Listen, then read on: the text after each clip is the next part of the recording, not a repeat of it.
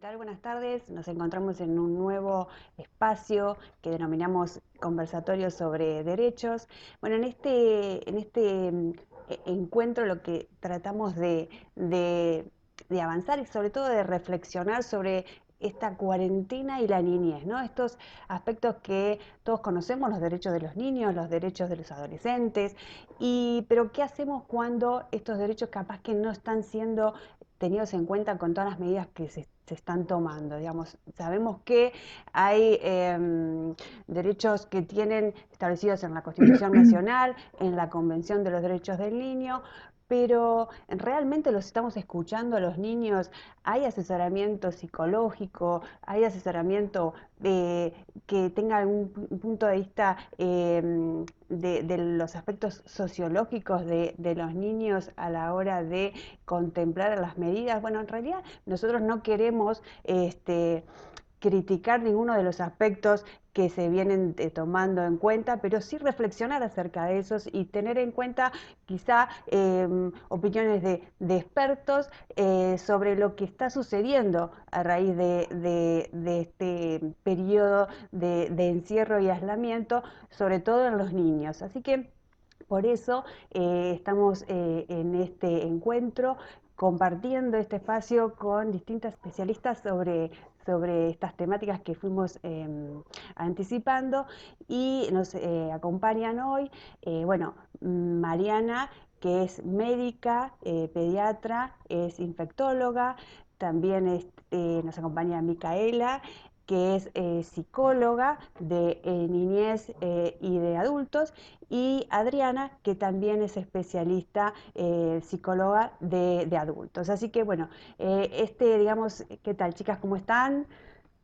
¿Me escuchan bien? Hola, ¿qué Hola tal? Nati, ¿cómo estás? Sí, sí, Eh, muy bien. bueno, muchas gracias por participar de este espacio y bueno, bienvenidas.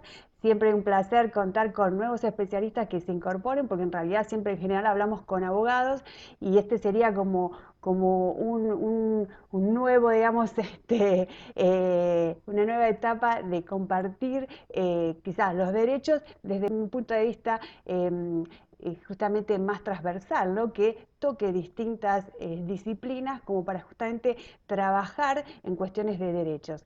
Entonces, si les parece, quizás sería bueno tener en cuenta que nuestra Constitución Nacional y nuestros tratados internacionales lo que hacen justamente es establecer los derechos de los niños. Los derechos justamente de todos los niños que ocupan el territorio de la nación argentina tienen que estar contemplados en todas las normas que justamente involucren a ellos, pero siempre teniendo en cuenta el interés superior del niño, ¿no? Entonces, cualquier medida que se toma, tanto sea legislativa, administrativa, tiene que contemplar este interés, ¿no? Entonces, si analizamos todas las medidas, vemos que quizás algunos de los derechos pueden estar cuestionados, como están cuestionados muchos de los derechos también de los adultos, ¿no? O sea, porque el derecho a transitar libremente es el que más está en cuestión en este momento. Pero, pero en realidad el derecho al esparcimiento, el derecho al juego, el derecho a la integración social, dentro de la enumeración que se encuentra, ¿no? de los derechos de los niños, son los que más quizás tenemos algún tipo de problemática a la hora de trazar toda esta línea de normas que hablan del aislamiento. Entonces, bueno, como anticipábamos antes, la idea es simplemente reflexionar acerca de esto, y cuando hablamos de interés superior del niño, sabemos que hay muchos de los derechos que están en juego cuando se sancionan las normas que deberían contemplar justamente este derecho superior del niño. Entonces, para eso la idea es tener en cuenta todo lo que dicen distintos especialistas para que los derechos y las normas que justamente regulan el accionar estén, digamos, de acuerdo a las normativas constitucionales e internacionales. Bueno, pero si les parece, vamos a comenzar con la temática que si realmente los estamos escuchando a los niños cuando hablamos de la normativa que se está estableciendo a lo largo de todos estos meses, hablan de distintas cuestiones a tener en cuenta para, sabemos que si tenemos que salir tenemos que tener determinados permisos, sabemos que tenemos que utilizar el servicio público en determinadas ocasiones y no en otras, bueno, pero realmente en todo esto, que los niños no pueden ir al colegio, los escuchamos a los niños, ¿qué pasa con la nueva vida que están llevando estos niños?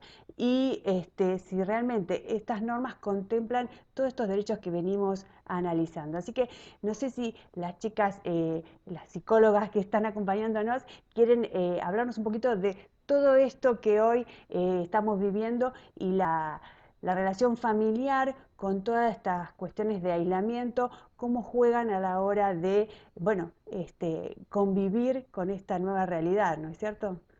¿Qué tal? Buenas noches. En realidad es muy difícil hablar en general porque hay que ver caso por caso, familia por familia, qué pasa y cómo recursos tiene cada niño, recursos psíquicos para afrontar esta situación y qué recursos psíquicos y materiales también tiene la familia para afrontar esta situación. No es lo mismo un niño chiquito sin hermanos que vive en un departamento y que los padres trabajan todo el día, a un niño que tiene hermanitos o que a veces hay familias que comparten el terreno, digamos, y puede jugar con un primito, eh, o que los padres están más disponibles para estar con él. Eh, Hay muchos padres que por ahí están disponibles en tiempo, que pueden hacerse un tiempo para estar con los chicos, pero no están disponibles psíquicamente, porque esta situación a diferencia de otras situaciones de desastres, como puede ser no sé, un terremoto, un incendio, donde hay un grupo de personas que son víctimas y otros que son los que ayudan, los que pueden brindar apoyo, contención, en este caso todos somos víctimas, absolutamente todos, todo el mundo literalmente.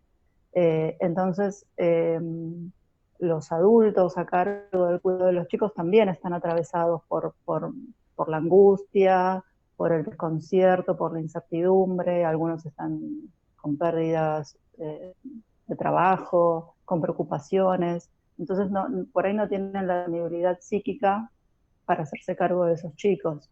Y aparecen síntomas en los niños, en los adultos, en la familia, que dan cuenta de esto.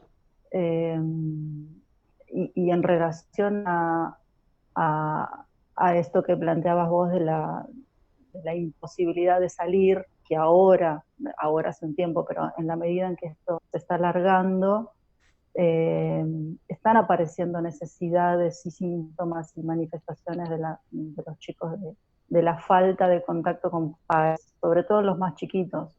Eh, los adolescentes, ahí al principio, como están más acostumbrados a interactuar desde pantallas, por ahí esto no les parecía tan complicado.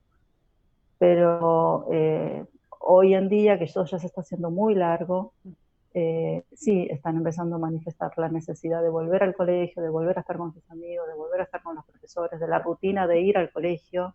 Y en los chicos chiquitos se ve muy claramente la necesidad que tienen de estar con sus amigos. Eh, y entonces, bueno, acá aparece, nos parece que es donde aparece este, este límite o esta línea muy delgada que hay entre la ley que prohíbe las salidas o los encuentros y la necesidad que tienen los chicos y los grandes, pero estamos hablando puntualmente de los niños, de encontrarse, de estar juntos, de compartir un rato. Eh, y en este sentido nos parece que por ahí sí, en eso, en este punto no se los está escuchando. Quizás ahora últimamente están apareciendo cada vez más fuertemente las voces de especialistas que están aconsejando que intervengan otras disciplinas más allá de la medicina, que por supuesto esto es un problema sanitario y es un problema de los médicos, pero me parece que, o nos parece y en general es lo que escuchamos también en otros medios, dialogando con otros profesionales, que sería importante un trabajo o un equipo de expertos interdisciplinario, con psicólogos, sociólogos, filósofos, pedagogos, que puedan pensar juntos alguna estrategia para poder salir de esto o pasar el tiempo que nos falte, que además esto es un condimento que se agrega, la incertidumbre del tiempo final. Cuando hay una catástrofe en general tiene un principio y un fin, eh, y acá no se sabe, el tiempo de finalización de esto es incierto. Entonces, me parece que es un condimento que agrava por ahí o que acrecienta la angustia. Sí, En relación al... Sí, Mica. Digamos que esta situación se presentó de una manera repentina, disruptiva.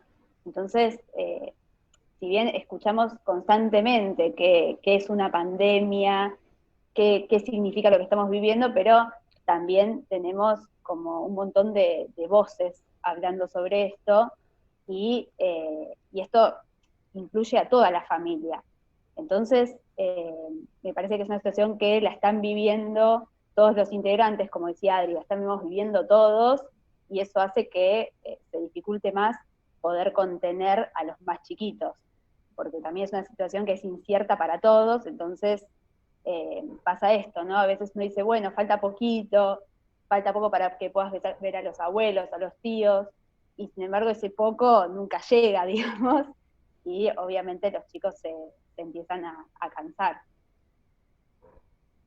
Sí, también acá, por supuesto, los recursos con los que cuenta cada niño para comprender esta situación también tienen, más allá de los recursos individuales, tienen que ver con la edad. No es lo mismo un nene de 3 años que uno de 10, que un adolescente, que se le puede dar otra explicación a la situación. Un nene de 3 años, 4 es muy difícil que puedan entender cuánto falta, ¿no? Primero no tienen la noción del tiempo, entonces es muy difícil explicarles cuánto falta para que eso termine o cuánto falta para ver a los amigos, y además no entienden qué es lo que está pasando, y además tampoco nosotros tenemos muchos elementos para explicar porque no los tenemos. Sí, los Y en este adolescentes, sentido, sí, no te interrumpo, pero los adolescentes, algunos ni se dieron cuenta. Algunos están con las pantallas y ¿qué pasó?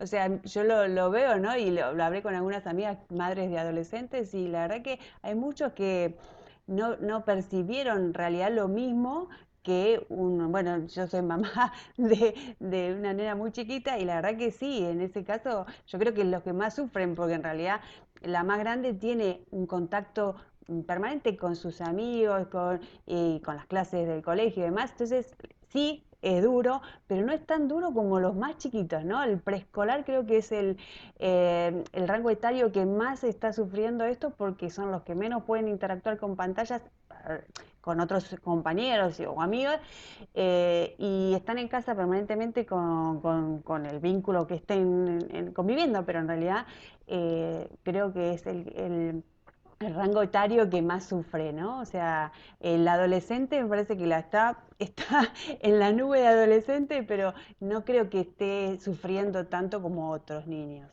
No sé, esa es mi Sí, percepción sin ser especialista del tema, pero es lo que percibo, ¿no? Esas juntadas online que hacen, y a lo mejor las venían haciendo antes, ¿no? Ahora es como más frecuente, pero me parece que no hay tanto sufrimiento como los más chiquititos.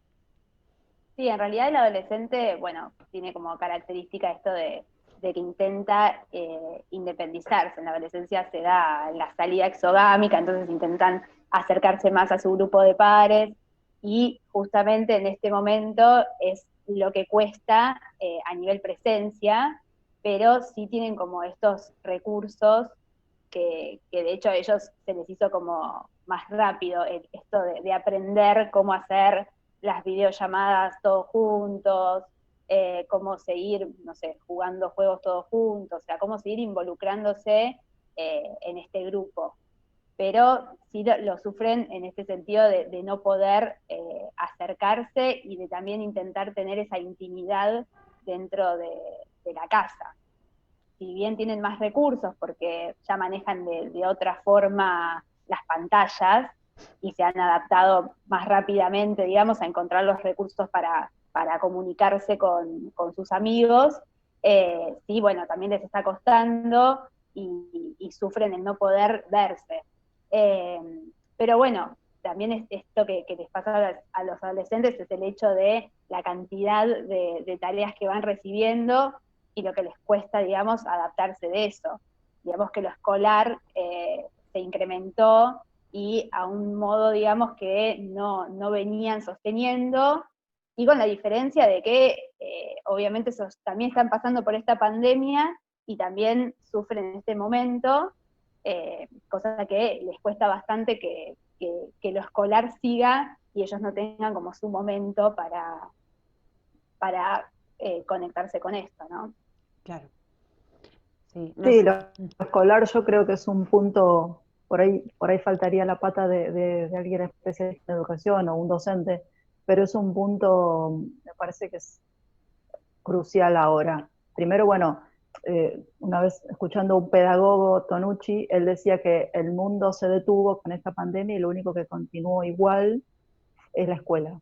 Y la verdad que sí, que tanto docentes como alumnos, desde el día cero del miento y de la cuarentena, tuvieron que adaptarse sobre la marcha y algunos todavía lo están intentando, y seguir el ritmo, que como decía Mica, es incluso mayor, la exigencia es mayor a la que tenían antes, en muchos casos, o creo que en la mayoría de los casos.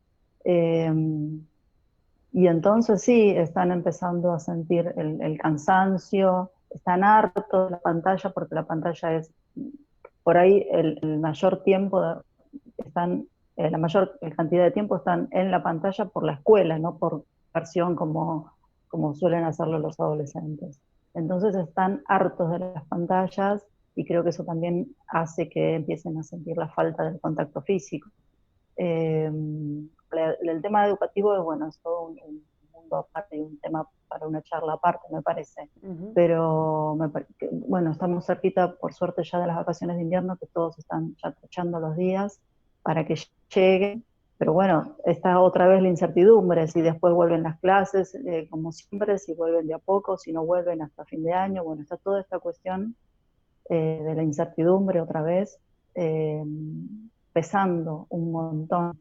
Y en lo que tiene que ver con nuestra profesión están apareciendo síntomas también en relación a esto. Los chicos que ya no se pueden concentrar, que ya les está costando estudiar, las alteraciones en el sueño, porque además los horarios están súper desordenados. Eh, bueno, la doctora podrá decir mejor cuáles son las manifestaciones médicas que aparecen de esto, pero en nuestro caso se están viendo muchísimos síntomas y consultas por ansiedad, tanto en adultos como en niños, pero bueno, estamos hablando específicamente de niños. Manifestaciones de la conducta, chicos que se empezaron a hacer pis, adolescentes que están teniendo dificultades con la comida, de no querer comer o de comer muchísimo, comer todo el tiempo, eh, todo lo que tiene que ver con los trastornos de ansiedad y de estrés, dolores de cabeza, dolores musculares. Y algo que me quedó antes por decir, me parece que es importante, es que en realidad la pandemia por sí misma o el aislamiento no es un problema que pueda llegar a ser traumático en sí mismo, sino que sea traumático o no para las personas, se verá a futuro. Eh, eh, Hoy, como decía Mica, es algo que irrumpía en la vida de todos, y todo lo que irrumpe y es de manera sorpresiva y para lo que no estábamos preparados, eh, tiene efectos traumáticos y uno, según los recursos que tenga, puede acomodarse mejor o peor.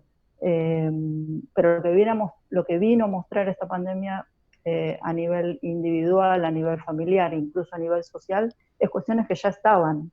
Las dificultades que había en las familias de vínculos estaban y ahora se exacerban porque están encerrados las 24 horas todos los días, entonces aparecen más dificultades en los vínculos. en problemas con los hijos, problemas con la pareja. A nivel individual, las cuestiones que estaban desde antes, ahora también se exacerban. Y a nivel social también, las cuestiones que están apareciendo en torno a esta sensación de desconfianza del otro, a temor al otro, a denunciar al otro, porque cualquiera puede ser un posible portador del virus y entonces todos somos peligrosos, digamos, y aparecen las conductas de denuncia, individualismo, el egoísmo. Todas estas cuestiones ya estaban en la sociedad y bueno, ahora se manifiestan por ahí, o aparecen como más fuerza, pero me parece que no, la pandemia en sí mismo no es el elemento de conflicto, sino que viene a mostrar situaciones que ya estaban. Sí, como el detonante, ¿no? Es la gota que rebalsa como para demostrar todo lo que tenía el vaso. En realidad, o sea, porque sí, situaciones que se ven y sobre todo, ¿no? La convivencia, esta cuestión tan importante y como para focalizar, digo, lo que estábamos conversando sobre la niñez, ¿no? Cómo afecta esto en los vínculos con los niños. Em, Seguro.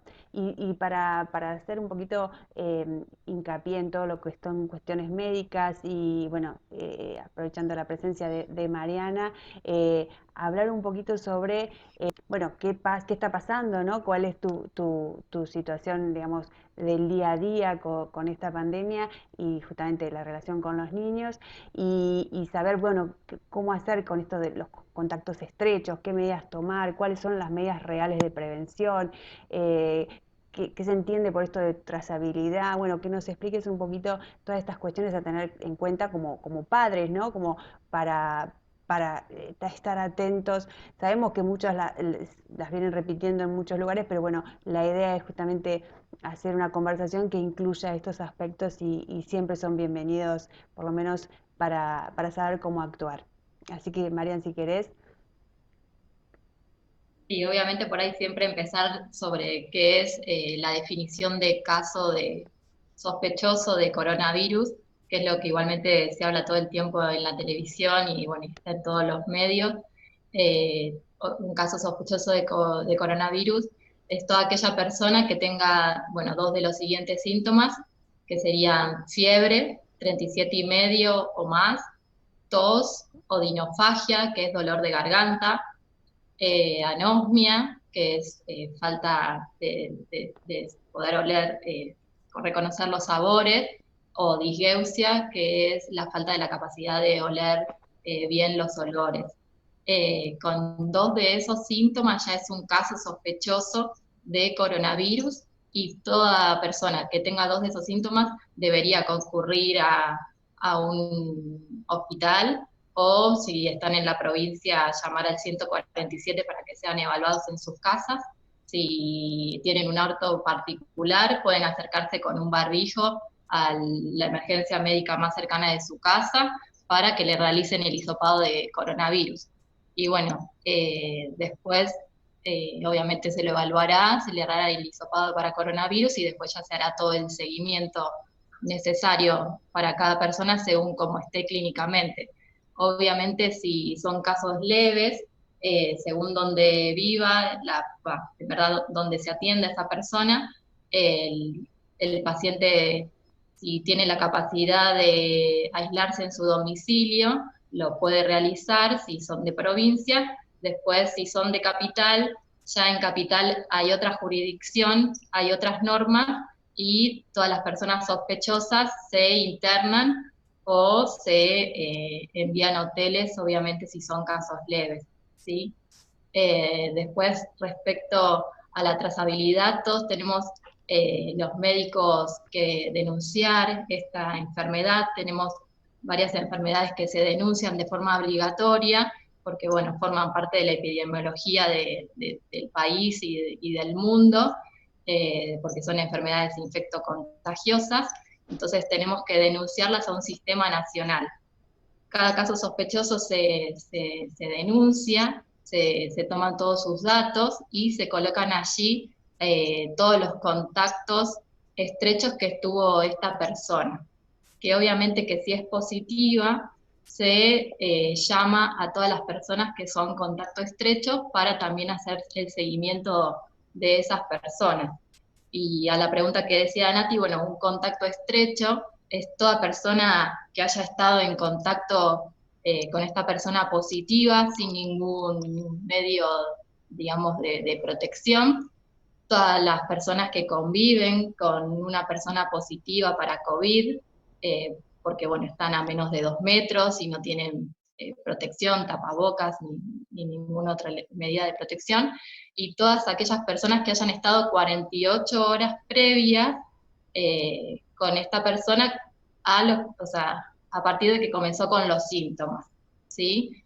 Una persona empieza con síntomas, todas las personas que tuvieron 48 horas previas, más de 15 minutos con esa persona, ya son contactos estrechos y deberían hacer aislamiento, ¿sí? Por 14 días si esta persona es diagnosticada de coronavirus positivo, ¿sí?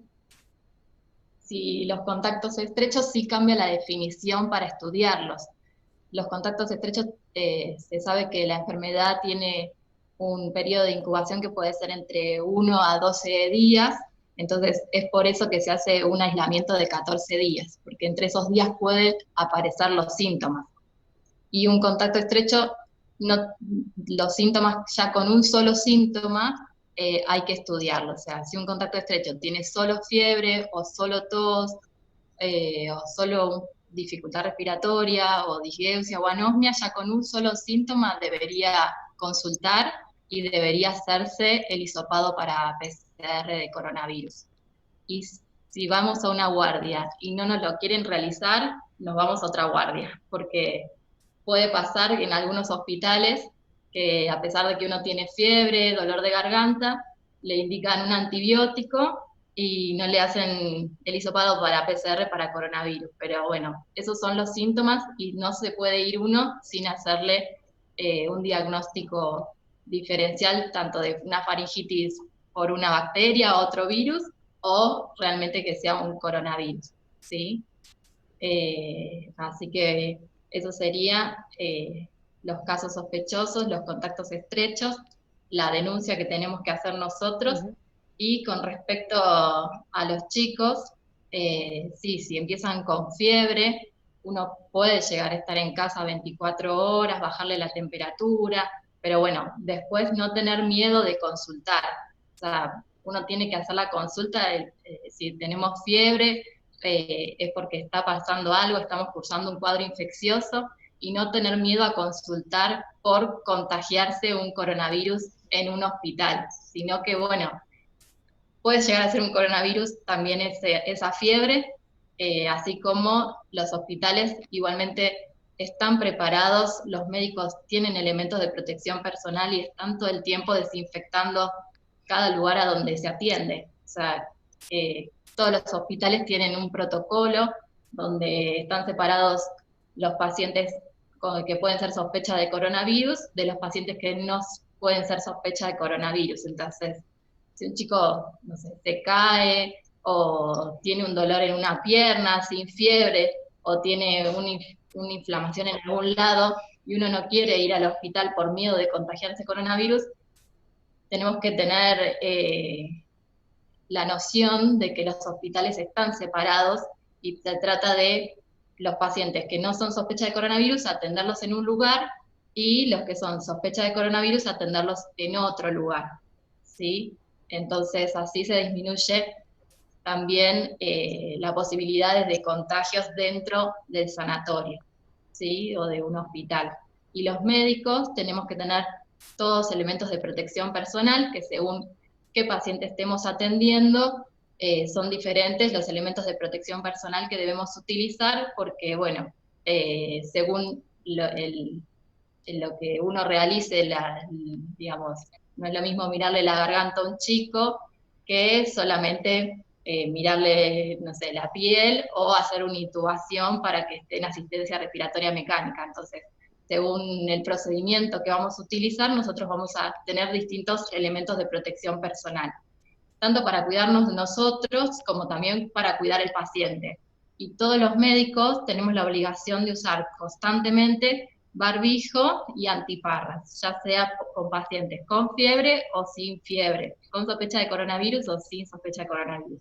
De esa forma también evitamos esto de contagiar a otra persona, como que alguien nos contagie a nosotros, porque hay mucha gente que es asintomática o que tiene síntomas muy leves, y bueno, obviamente también nos pueden contagiar a nosotros, el paciente que va a consultar por otras cosas y no saber que tiene coronavirus, ¿no?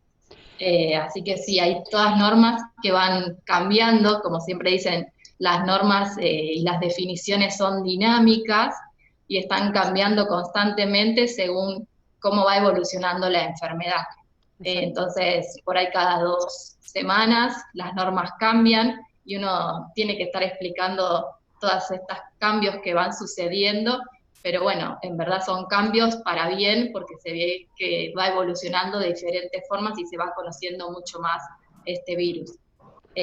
Antes, por ejemplo, una persona con coronavirus estaba aislada 14 a 21 días, y ahora se sabe que con 10 días de aislamiento, si es una persona con síntomas leves y una evolución buena, y con 72 previas a estos 10 días de aislamiento, no está teniendo que tomar antipiréticos, no están febriles, no tiene ningún síntoma, uno ya le podría dar el alta, así que es mucho menos ahora lo que se hace de aislamiento por tener coronavirus, y ya se sabe que la capacidad, digamos, de infectar si uno tiene coronavirus son los primeros 7 días. Entonces, se bajó muchísimo esta medida de aislamiento para las personas que tienen coronavirus positivo. Y así es constantemente, cada 2 o 3 semanas las normas van cambiando. También antes se pedía una PCR de control para darle el alta a los pacientes coronavirus positivos, y ahora se sabe que no es necesario esa PCR de control, sino solamente el aislamiento y nada más. Y no necesitamos hacer ningún otro estudio nuevo para dar el alta. Claro. Solo saber que clínicamente evolucionó bien. Y para medidas de prevención, estas cuestiones que, bueno, se dicen, ¿no? Por supuesto estamos todos alertados sobre el lavado de manos y demás, pero este tema del tapabocas para los chicos, ¿cuál es la medida efectiva de prevención? O sea, ¿qué hacer? Porque andar corriendo con el tapabocas es peor a veces estar con los chicos luchando a ponérselo, que en realidad la medida efectiva de protección. Entonces, ¿hasta dónde eso es bueno, es malo? ¿Cómo manejarse como mamá o como papá y el tapaboca, ¿no? Este nuevo integrante que viene ahí a la hora de vestirse y salir a la calle a estar atentos a ver qué hacer con él, ¿no? ¿Cómo hacemos? ¿Cómo nos manejamos Sí, con los chicos? aparte los chicos también a veces le da miedo utilizar el tapabocas, le da miedo ver a las otras personas utilizando el tapabocas, porque si son chicos chiquitos tenés la mitad de la cara tapada y no te reconocen, entonces también eso le da miedo y uno le tiene que explicar para qué sirve. Por ahí, si son muy chiquititos, tratar de explicarlo como si fuese un superhéroe, que se tapa un poco la cara, pero bueno, la indicación es que preferible que los chicos mayores de 6 años utilicen el tapaboca, más que nada porque uno le puede explicar para qué sirve, por qué lo tenemos que usar, las medidas de que uno tiene que colocárselo y sacárselo con una previa higiene de manos, porque si no uno se está tocando la cara, está subiéndose el tapaboca para la arriba, para abajo. O sea, la idea del tapaboca es que tape la nariz, la boca y el mentón, toda la forma correcta, porque a veces están las narices afuera o está colgando de una oreja y la verdad que eso no sirve de nada. Pero para los chicos, digamos, a partir de los 3 años se podría utilizar, pero bueno, hay una brecha ahí entre los 3 y los 6 años que bueno, uno les debería explicar muy bien cómo utilizarlo, hacer una higiene previa de manos, colocárselo uno, hacer otra higiene de manos para sacárselo. Pero lo ideal es que lo usen mayores de 6 años. más chiquititos no se recomienda por un tema de que se pueden asfixiar. Los tapabocas pueden quedarle muy ajustados o al contrario, pueden quedarle muy grandes y tampoco servir. Y es esto de estar tocándose constantemente la cara para ponérselo bien o que le molestan y se lo sacan, se lo ponen. Y la verdad que es más peligroso que estén todo el tiempo tocándose la cara en la calle que la medida de aislamiento de estar a más de 2 metros de otra persona, que eso es lo más seguro de todo. Eh, entonces, lo ideal es que lo usen chicos mayores de 6 años porque uno le puede explicar y es más fácil y no están por ahí tocando todas las cosas del alrededor que un nene chiquito que sale corriendo y está tocando el vidrio, los productos. Entonces, lo mejor es para mayores de 6 años y si son nenes más chiquititos, el distanciamiento. Si vamos a algún lugar con un nene más chiquito, preferible estar a más de 2 metros de otra persona y uno utilizar alcohol en gel para agarrar las cosas y después agarrar a nuestro hijo. Claro. Esas serían las indicaciones. Y obviamente siempre el lavado de manos, la higiene de manos es fundamental porque el virus lo transportamos en nuestras manos. Eso es así. O sea, si uno se lava las manos, no debería por qué transportar el virus. Es una buena higiene de manos de 40 segundos o si están visiblemente limpias, con alcohol en gel. Eso es fundamental. Y el distanciamiento social de 1,80 m, 2 metros, como para tratar de evitar de contagiarse, ¿no? Perfecto. Eso es lo indicado. Sí, y como vos decís, todo esto va cambiando y en la medida que se va descubriendo cómo modificar, quizás para mejor de todo lo que es la convivencia, ¿no? O sea, se achicó el plazo en el cual estaba la persona con que había tenido síntomas, que había tenido contacto estrecho, se van achicando, se van modificando. Digo, todo esto nada dice que sea así por el resto del tiempo que dure toda esta situación. Pero bueno, tratando de volver quizás a lo que son los derechos y demás, sería bueno contemplar, ¿no? que siempre todas las normas que se dictan, todos los decretos que se dictan, deben tener un criterio que se denomina razonabilidad. Digamos, cualquier norma que regula el funcionamiento de nuestro Estado tiene que responder a un medio y un fin, ¿no? O sea, nosotros tenemos esta norma y con cuál es la finalidad de esta norma. Entonces, si existen, llegado el caso, medios alternativos para cumplir, digamos, ese objetivo de la norma, entonces la norma dejaría de ser aplicable. Esto es lo que se denomina el control de constitucionalidad, explicado muy brevemente, en el control de constitucionalidad de una norma. Entonces, ahí es cuando entra en juego, ¿no? Saber si las normas son o no razonables. Y es una medida muy simple. Entonces, si nosotros decimos, no sé, digo, esto es un criterio para mí a modo de reflexión de lo que estábamos tratando de descentralizar aquí, todo lo que es la cuarentena y la niñez y todo lo que involucra al funcionamiento de nuestra familia y de nuestra vida cotidiana con esta cuestión, ¿no? Entonces, digo, bueno, ¿hasta dónde un horario puede ser razonable, ¿no? O sea, ¿hay menos contagios en un horario que en otro? Bueno, la razonabilidad puede estar en el que la gente quizá no se acumule, pero bueno, siempre ahí hay que tener en cuenta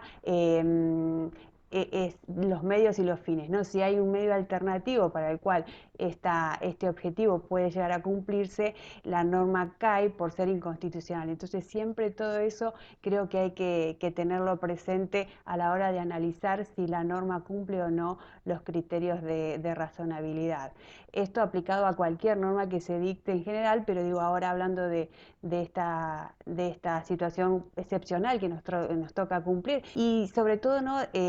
Analizando y yendo a este modo de reflexión que queríamos trabajar en este encuentro, también que la justicia sigue estando abierta para cualquier cuestión urgente, ¿no? En esto de que si hay una cuestión de un niño que necesita un medicamento y que la obra social no se lo cubre, cuestiones que por supuesto están en la vida cotidiana permanentemente. Cualquier persona puede asistir a un abogado, una abogada que haga una acción de amparo, que haga un reclamo administrativo, digamos, todas estas cuestiones siguen estando vigentes y la gente tiene que seguir, digamos, estando atento a que esos derechos no se pueden vulnerar, porque el derecho a la salud, por supuesto, está como prioridad en este caso, y cualquier de estas medidas puede iniciarlas, y por supuesto que tienen que ser atendidas por la justicia, que está en este caso abierta para atenderlas.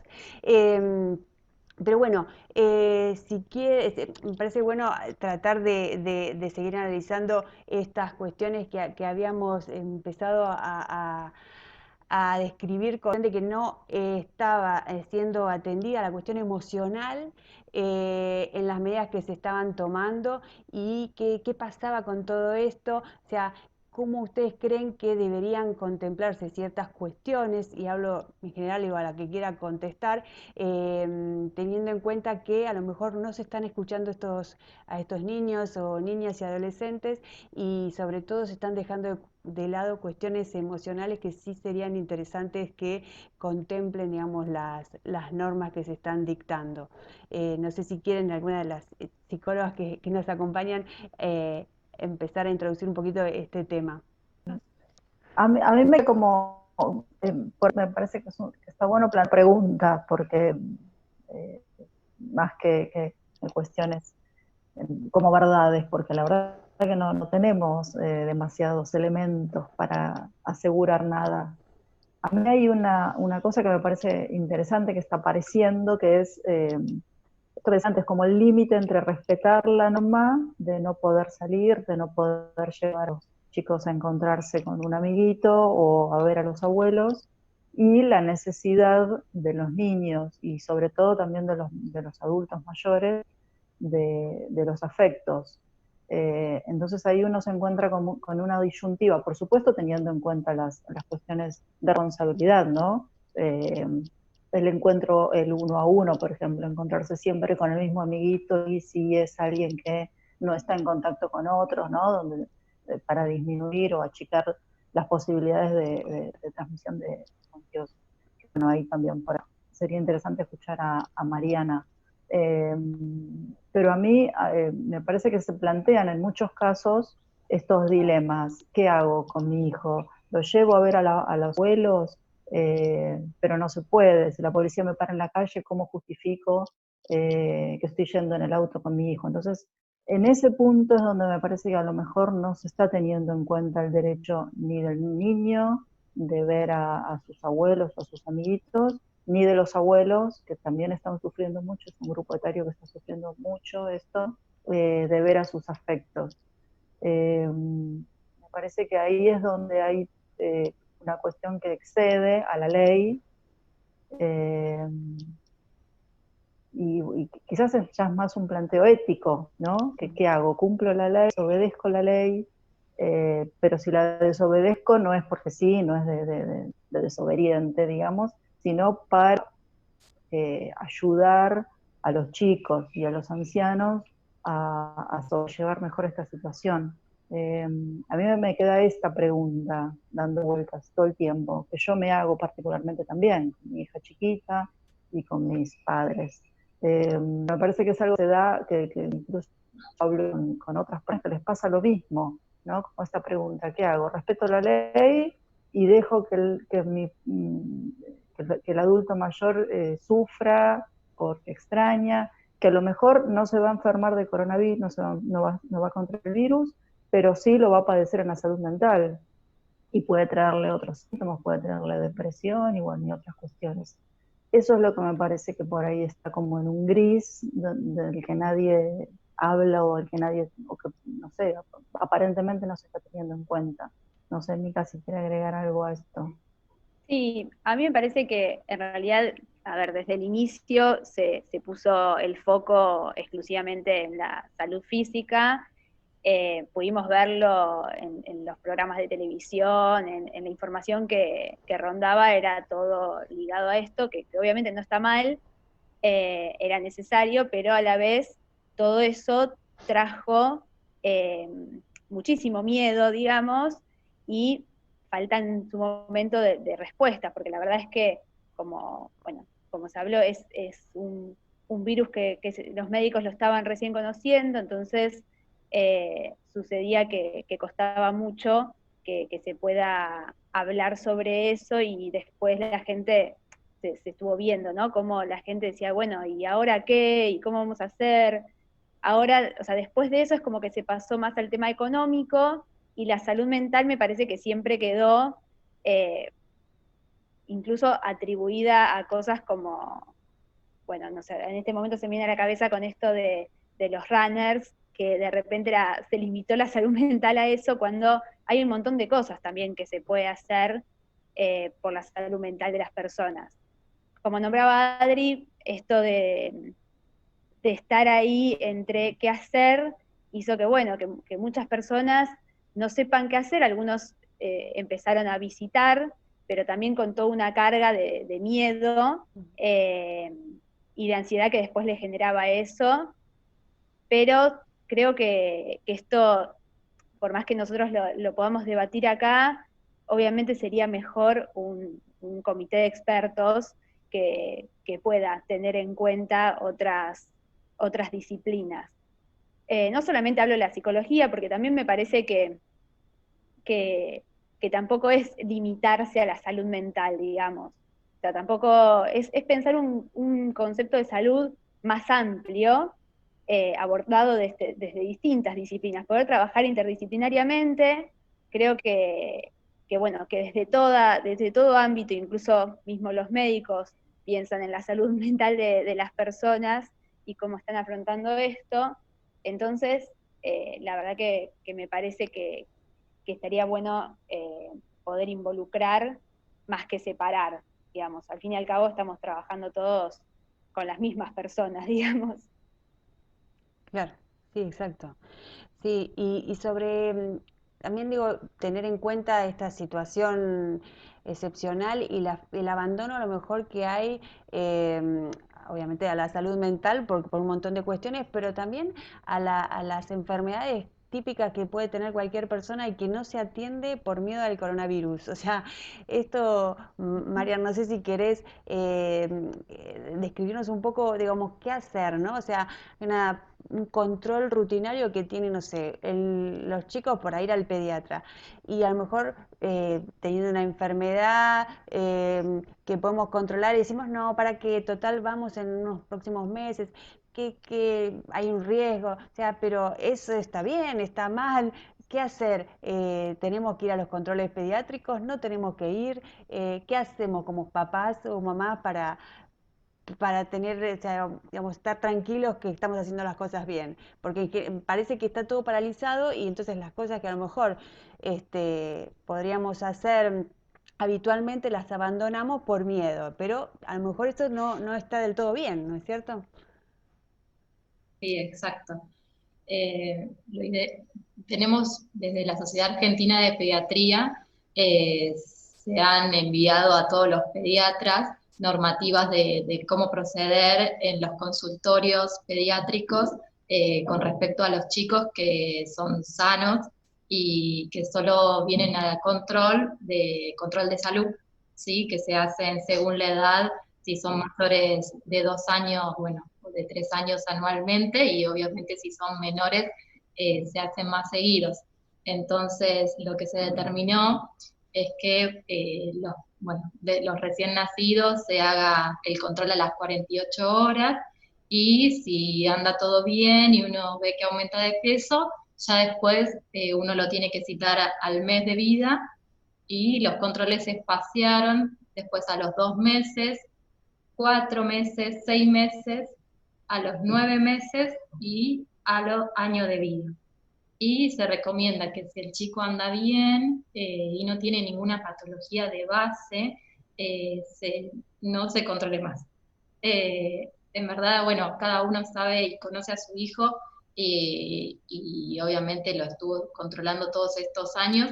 Si es un nene, digamos, sano, que nunca tuvo ninguna enfermedad de base, no tiene ninguna enfermedad crónica, no se justificaría ir al médico a un control de salud rutinario, porque bueno, lo que uno trata de hacer es espaciar lo más posible las consultas para que no se haya conglomerados de personas en las salas de espera, que no viajen de forma innecesaria en los transportes públicos. Obviamente pues, podrían ir en su auto particular, eso evitaría un montón de riesgos de contagio, pero bueno, lo que se busca es que no esté la gente viajando de un lado para el otro, ni haya conglomerados en las salas de espera. Obviamente si son pacientes con enfermedades crónicas, pacientes que tienen que seguir un tratamiento, diabetes, enfermedades pulmonares crónicas, cardiópatas, chicos oncológicos o otras enfermedades que son de tratamiento crónico, esas patologías no se pueden dejar de ir a sus controles y tienen que hacer el control que les haya dicho el médico que lo está siguiendo. Y del médico decirles que no vayan a la consulta, lo que tiene que hacer es hacer una consulta de telemedicina, ya sea por llamada, por WhatsApp, por mail, de alguna forma se tiene que contactar el paciente con el médico y seguir su tratamiento crónico, porque esos chicos sí son pacientes de riesgo y no pueden dejar un tratamiento a la deriva por una pandemia, porque obviamente les va a ir mal.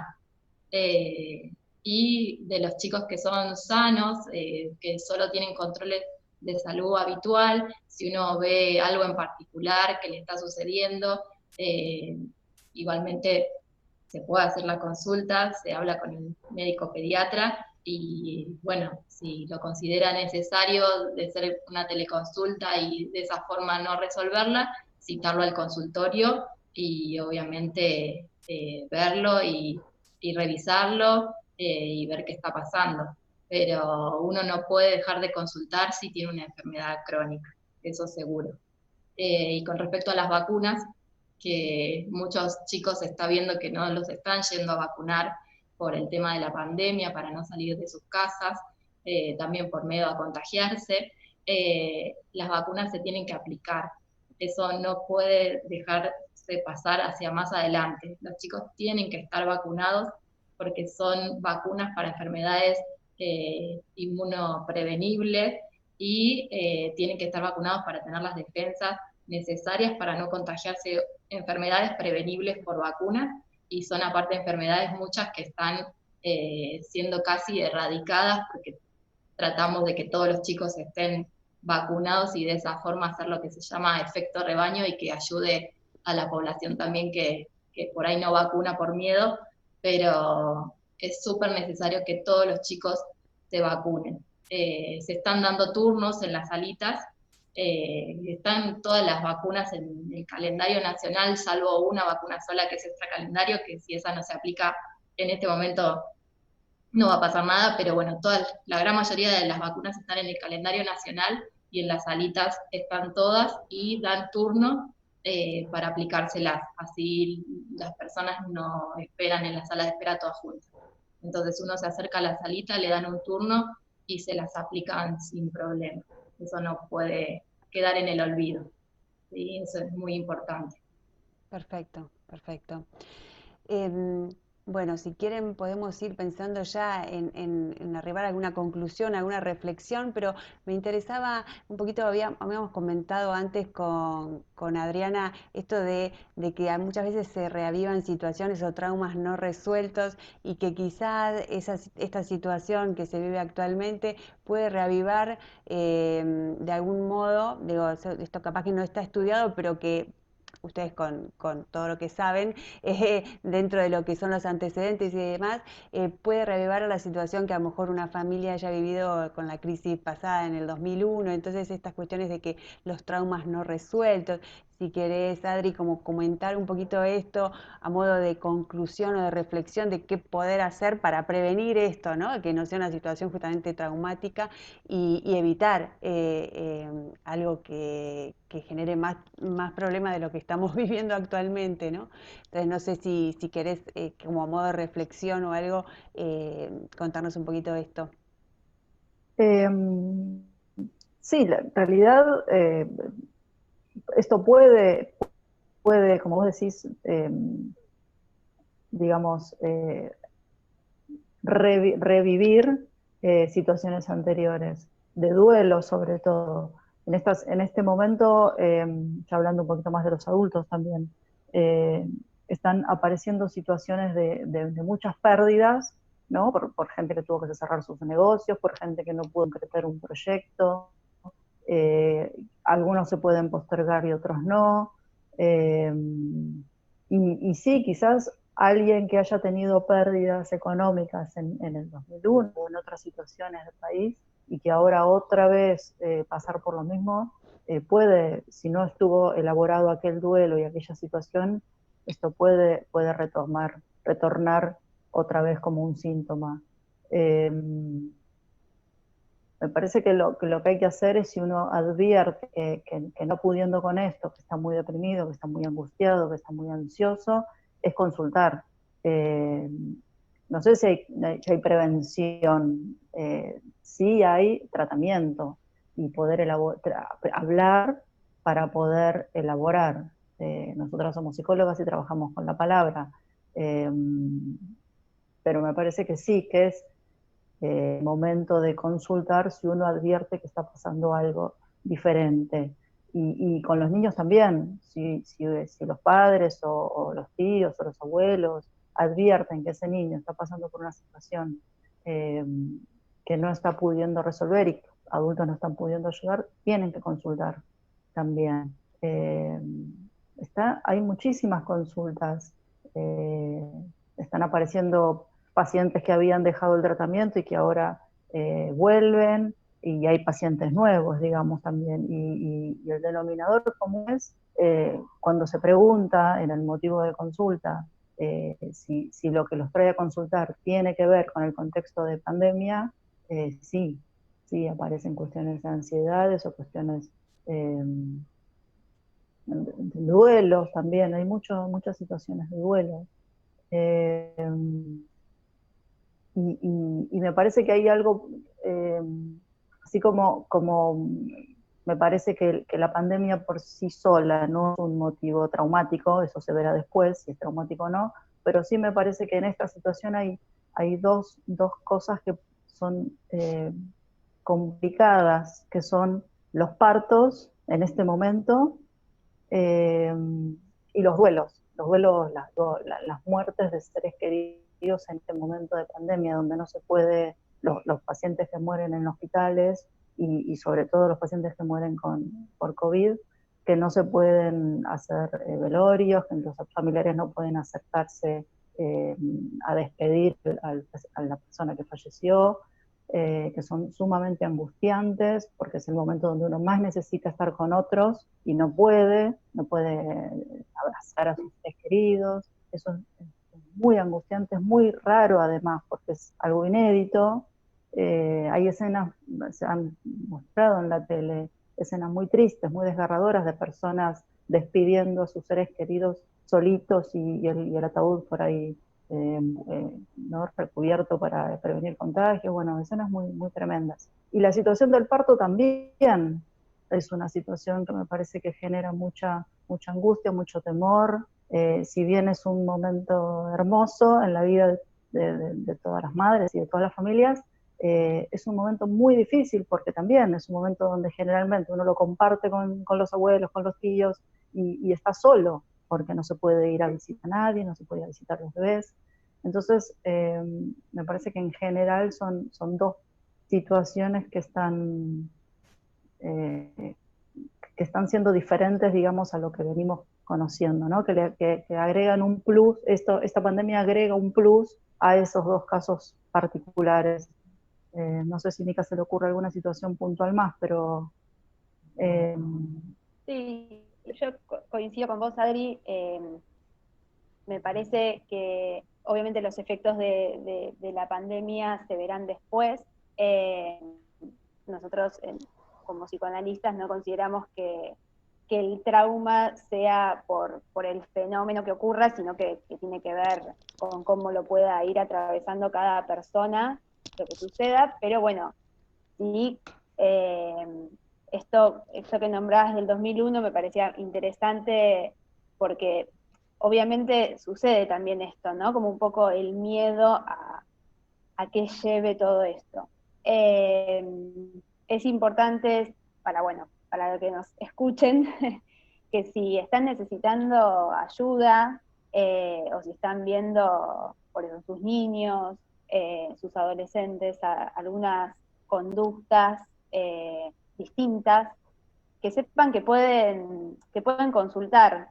Somos muchos psicólogos que adoptamos la modalidad virtual para tanto continuar los tratamientos como empezarlos, así que bueno, esto lo podemos decir como una parte. También pienso en esto de qué hacer, cómo prevenir. Bueno, prevenir es como una palabra difícil, pero sí es importante que cada persona intente ir incorporando nuevamente la rutina que organiza, que puedan también tomarse un tiempo en el día para hacer algo que les guste, una actividad que los convoque. La verdad que las redes están ayudando bastante en eso.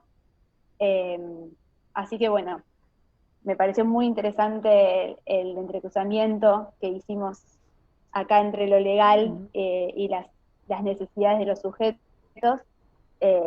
La verdad que esta es una situación muy difícil, que está buenísimo que se pueda abordar desde distintas miradas, discursos o disciplinas, que nos ayuda a todos, ¿no? Para tomar esta situación con la responsabilidad que requiere. Seguro. ¿Y a ustedes se les ocurre alguna herramienta como para decir, bueno, tener esto a la mano en el caso, además de la consulta? Digo, uno cuando está con un ataque de ira, sí, bueno, ¿qué hacer, no? Porque eso a veces me pasa como mamá, ¿no? O sea, el encierro lo que me provoca es angustia a mí, pero a la vez esto que no saber qué hacer, la verdad es como una sensación extraña de no me reconozco. Quizás me pasa a mí nada más, pero calculo que no. Porque no, es así, ¿no? Como que uno a veces tiene tantas cosas, está como y todo se concentra, ¿no? O sea, en tu casa pasa todo. Y a lo mejor digo, tener a la mano, no sé si prevenir, pero sí, no sé, meditar, qué sé yo. Pero sí, a veces, ¿no? Parar y respirar profundo puede servir. Eh, si te dejan, porque por lo menos yo a veces no tengo ni tiempo. Pero no, es que nada, esto ya es una cuestión de café, ¿no? Pero bueno, es lo que me pasa. A mí, por sobre todo esto, siento que a veces estoy como que intento hacer algo y es imposible por toda la situación en la cual está el contexto familiar, ¿no? Entonces creo que les pasa a todos. No sé, por eso digo, si hay alguna cuestión Sí, como para tener en cuenta.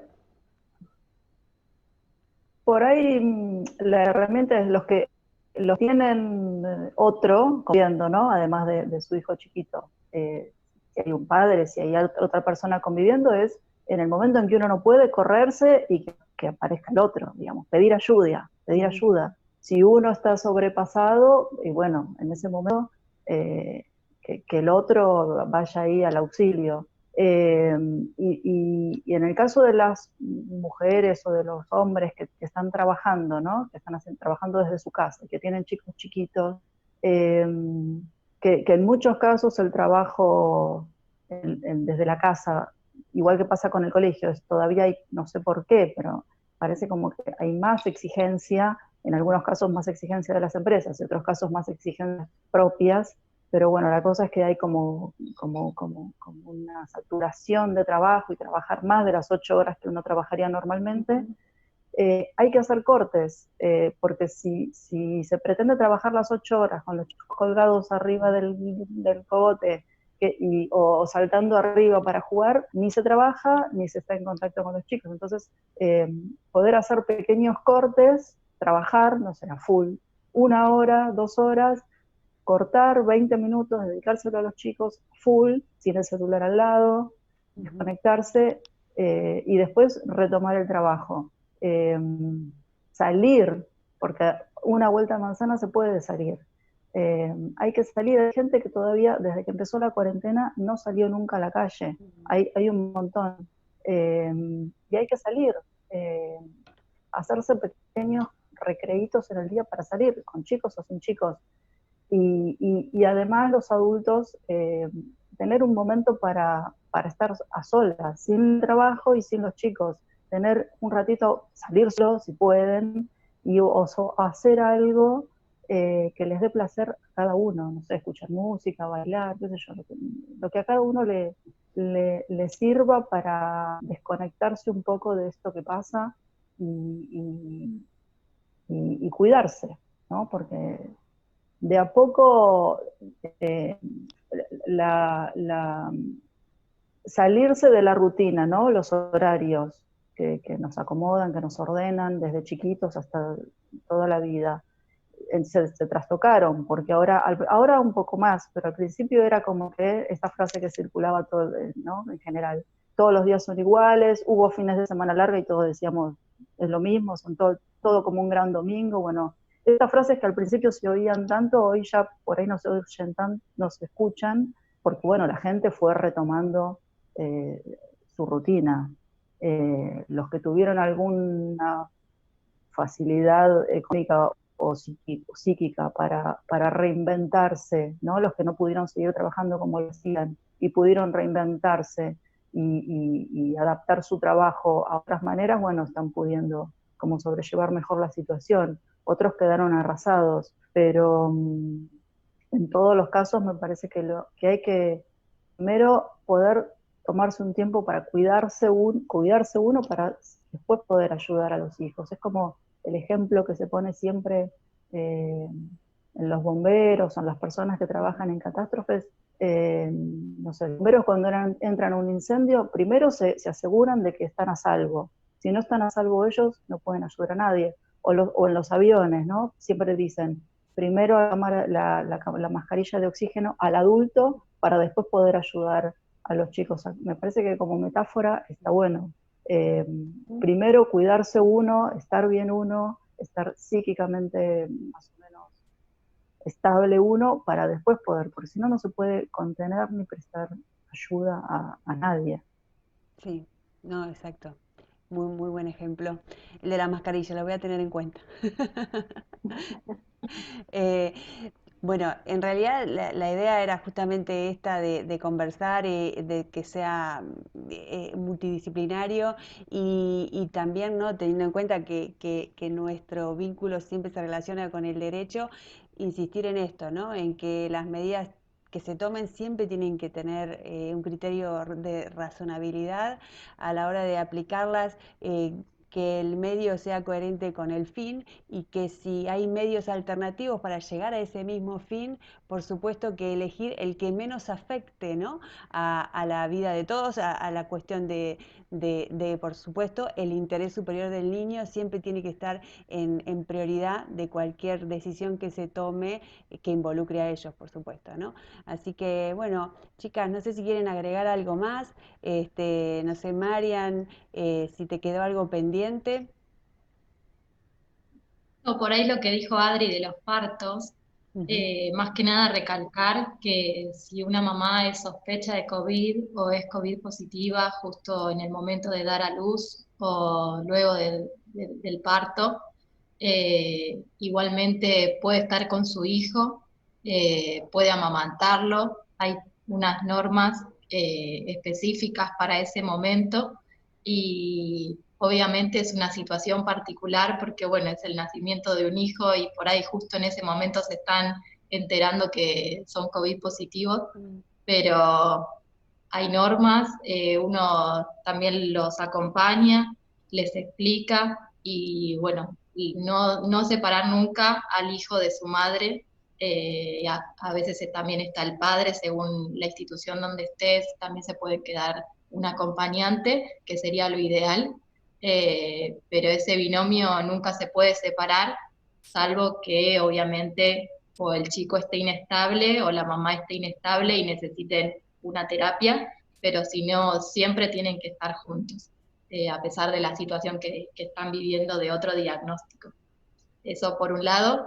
Y también quería agregar de que, bueno, el coronavirus si uno tiene ese diagnóstico, es un virus transitorio, que solo un poco porcentaje, un 5% llega a tener una enfermedad crítica, que la gran mayoría podemos transitarlo de una manera gripal, por una forma de decirlo. Algunos se van a complicar, obviamente, pero van a ser los menos, y tratar de cursarlo con, ya sé que es difícil, pero con la menor ansiedad posible, porque es tanta la presión que hay desde afuera. Obviamente es una pandemia, están todo el tiempo, el 100% del día hablando nosotras, la gente y los medios constantemente sobre el coronavirus, pero como dijeron las chicas, hay que tratar de tener otras distracciones, de tratar de tener un espacio para uno mismo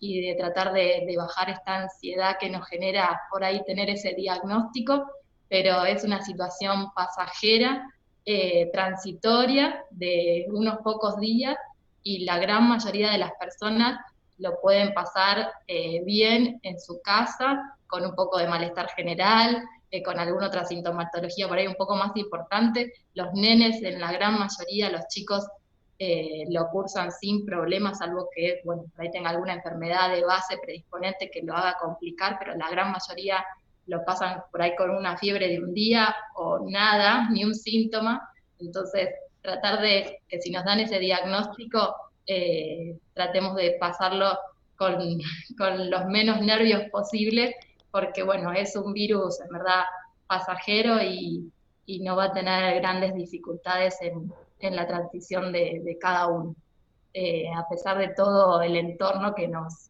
genera esta presión que nos hace sentir así como angustiados y que parece que nos vamos a morir si tenemos coronavirus, pero bueno, eso no es así.